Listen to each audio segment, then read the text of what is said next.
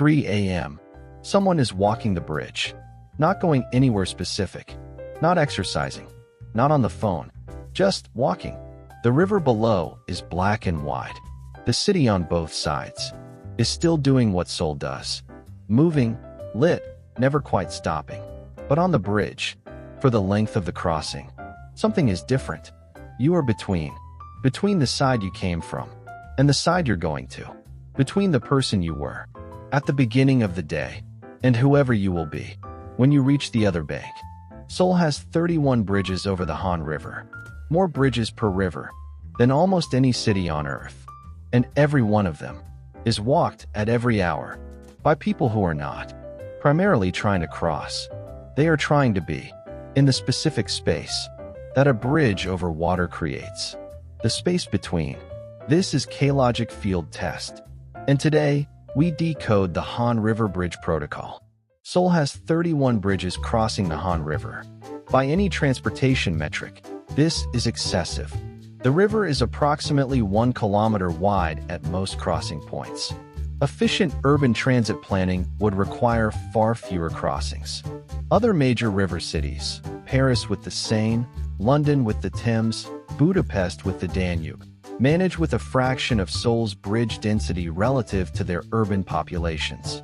Seoul's bridge density is not explained by transport needs. It is explained by social needs, specifically by the specific emotional function that bridges over the Han River perform in Korean urban life that no other urban infrastructure provides. The Han River Bridge is Seoul's most precise threshold space, a physically defined zone of transition between two sides of the city that is also, for the people who walk it, a psychologically defined zone of transition between two states of being. Korean urban life, as we have decoded throughout this series, operates under sustained social pressure. The Kimian calculations, the nunchi processing, the hierarchy protocols, the poly urgency that governs every formal interaction. The city provides counterweight spaces, the Jimjilbang, the Pojangmaka, the PC Bang, where the pressure can be temporarily suspended. The bridge is a different kind of counterweight. It does not suspend the pressure by providing an alternative space to occupy.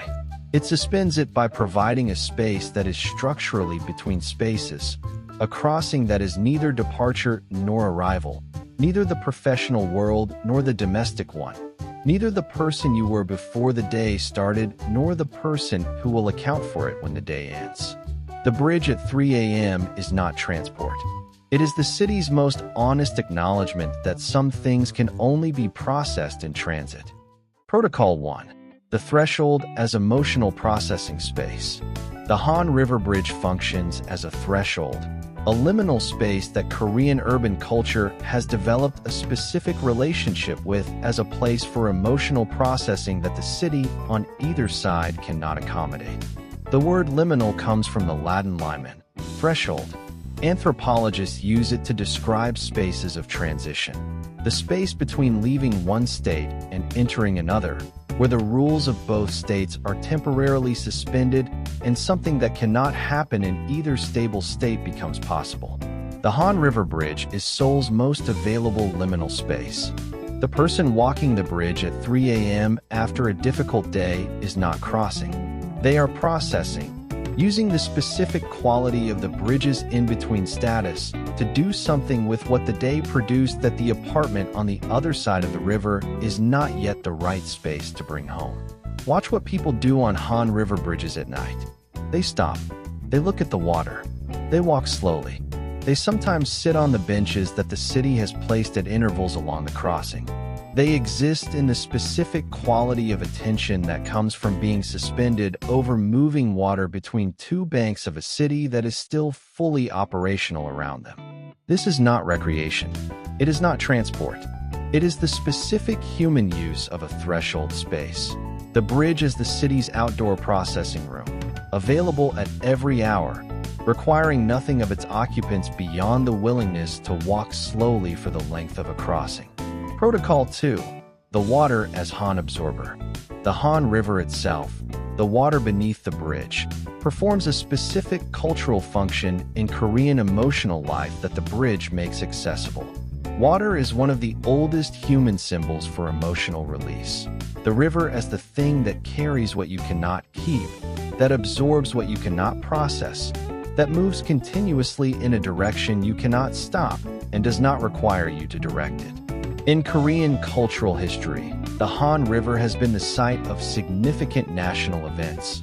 The Korean War's crossing, the compressed development that lined its banks with the apartment towers of the economic miracle, the specific Korean grief of a river that once divided a city now occupied by the prosperity that division made possible.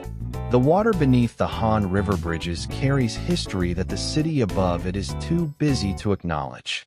For the person standing on the bridge at 3 a.m. looking down at the water, the river absorbs something that the city cannot. The Han, the accumulated grief and unresolved weight that Korean social life generates, and that has nowhere adequate to go, finds one of its most available receptors in the moving water of the river below. This is not metaphor. It is a specific human behavior that the bridge infrastructure makes possible. The use of moving water as a space for the emotional discharge that the Korean social operating system consistently generates and inconsistently provides for. The bridge is the access point. The river is the absorber. The person at 3 a.m. is running the protocol.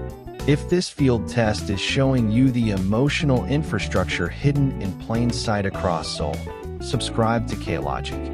The city's most human spaces are never the ones it built for that purpose. And Korea built more of them than anywhere else.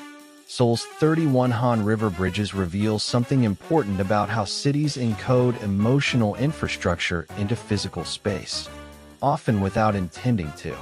The bridges were built for transport. The emotional function they serve was not planned.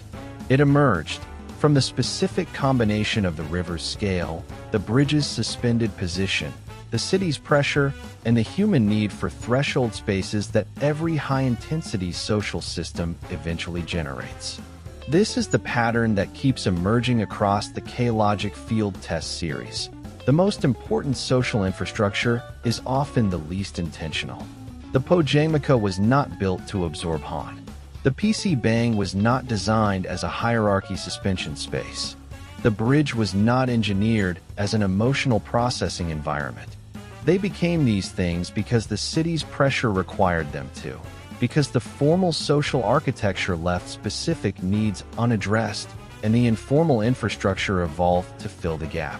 What Seoul's bridge density reveals is the specific scale of the emotional processing need that Korean urban life generates. 31 bridges. Every one of them walked at every hour by people who are not primarily trying to cross. That is not excess infrastructure. That is a city that accidentally built exactly the number of threshold spaces its population needed. The bridge at 3 a.m. is the most honest space in Seoul. Not because it is beautiful, though it is. Not because the view is extraordinary, though it is. But because it is the one space in the city that makes no demands on the person occupying it. The apartment demands that you bring whatever the day produced into the domestic space and eventually process it there. The office demands competence and chemian and the full weight of professional performance. The convenience store, the Pojamika, the Jimjilbang. Each provides relief, but each is a space with a function, a purpose, a social architecture of its own. The bridge demands nothing. It only asks that you walk its length, or stop, if you need to stop, and that you allow yourself to be between for however long the crossing takes. And in that between space, suspended over the river that runs below the city that never stops, something becomes possible that the stable spaces on either side cannot provide. The specific human experience of being in transit. Not arrived, not departed, not accountable to the person you were before the bridge or the person who will emerge on the other side. Just between. And the water below, moving in the direction the current decides, absorbing what flows into it, carrying what cannot be kept, is the oldest social infrastructure in Seoul. It was there before the bridges. it will be there after. And every night, at every hour, someone finds their way to it. Because some things can only be processed in the space between. If the Han River Bridge Protocol decoded something you felt on that crossing, hit like and subscribe to K-Logic. Because the most human spaces in any city are the ones nobody planned. And Seoul built more of them than anywhere else. K-Logic field test complete. The blueprint was always visible. You just needed to stop in the middle of the crossing to see it.